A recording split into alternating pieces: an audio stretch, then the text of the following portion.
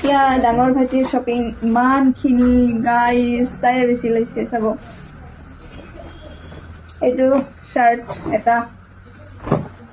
আৰু এটা শাৰ্ট আৰু এটা শাৰ্ট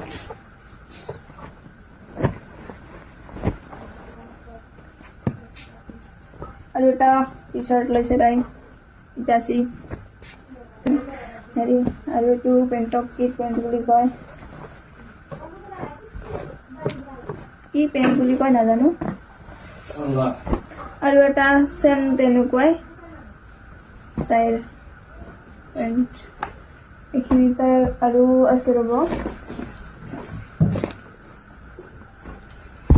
এইযোৰৰ জোতা আৰু আছে আৰু এযোৰৰ জোতা এইফালে থৈছোঁ বিশ্বনাথ হেৰি নাই কাৰণে এইযোৰৰ জোতা তাইৰ আৰু আছে এযোৰ তাইৰ এইযোৰৰ মোজা এইযোৰ চেণ্ডেল তাইৰ এইখিনি হ'ল ডাঙৰ ভাইটিৰ শ্বপিং